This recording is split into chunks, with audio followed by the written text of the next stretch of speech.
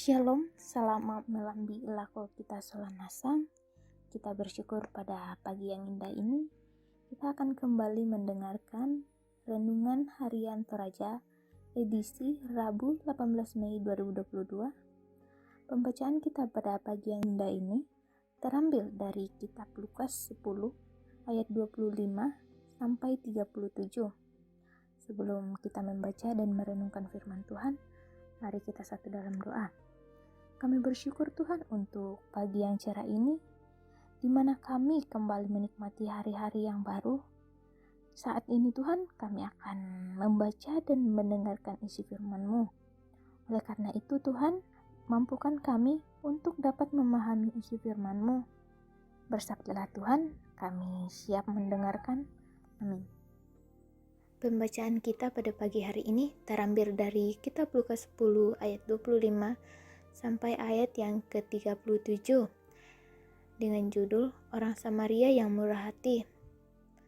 Pada suatu kali berdirilah seorang ahli Taurat untuk mencoba Yesus. Katanya, "Guru, apa yang harus kuperbuat untuk memperoleh hidup yang kekal?" Jawab Yesus kepadanya, "Apa yang tertulis dalam hukum Taurat? Apa yang kau baca di sana?"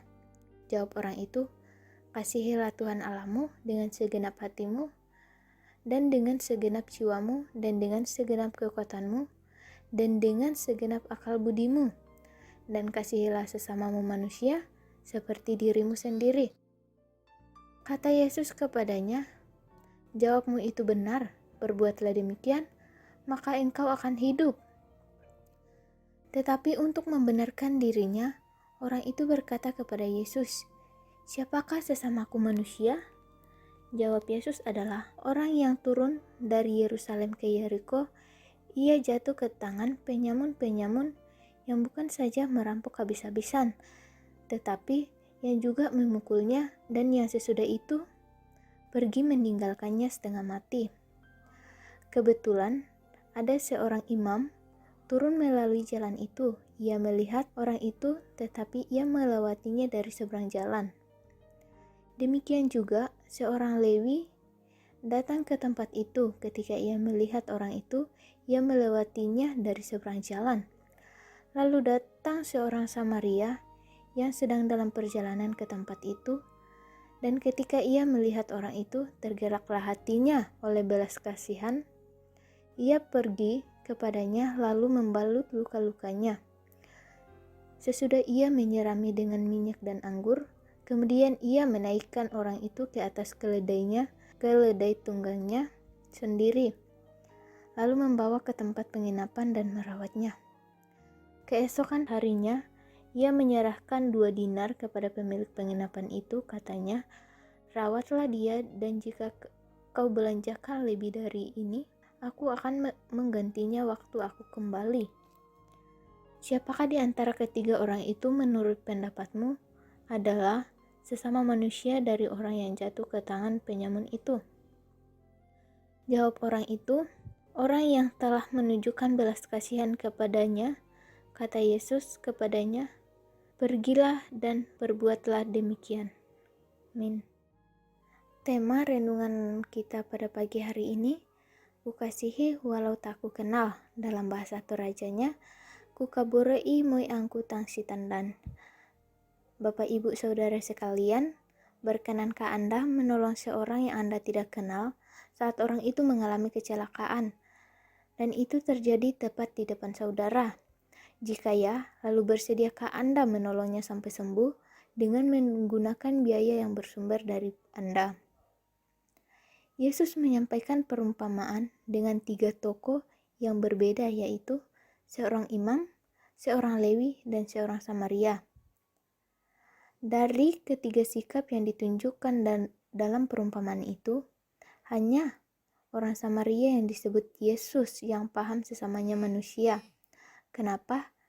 Karena orang Samaria yang menunjukkan belas kasihan yang dibuktikan terhadap orang yang tidak dikenal.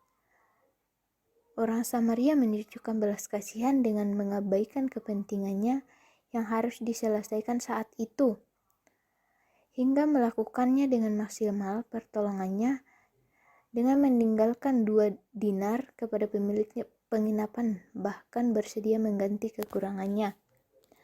Lalu, bagaimanakah dengan sikap kita? Mampukah kita mengasihi orang yang bukan bagian dari diri dan keluarga kita? Mungkin kita seringkali menolak dengan berbagai alasan yang tak perlu sehingga mengabaikan yang paling perlu. Namun, perlu kita pahami bahwa iman kepada Kristus membuat kasih kita tidak bergantung kepada keadaan di luar kita, tetapi kepada keputusan dalam diri kita.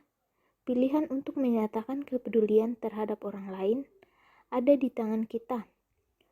Roh Kudus pun tidak memaksakan kita untuk melakukan pertolongan terhadap orang lain, tetapi Roh Kudus selalu mengarahkan hati dan kehidupan kita bahwa menolong orang lain dengan tulus akan membuat kita melakukan kebenaran sesuai yang Kristus inginkan. Amin. Sebelum kita mengakhiri firman Tuhan, mari kita tutup dengan doa. Tuhan Yesus, terima kasih atas segala berkat dan rahmat-Mu yang sudah Engkau limpahkan kepada kami melewati rehat pada pagi hari ini. Semoga seluruh kebijakan yang ada dalam firman-Mu yang kami dengar hari ini bisa menjadi pedoman dan cahaya bagi kami untuk menjalani seluruh aktivitas kami yang ada pada pagi hari ini. Terima kasih Tuhan. Haleluya. Amin. Demikian rehat kita pada pagi hari ini. Tuhan Yesus memberkati.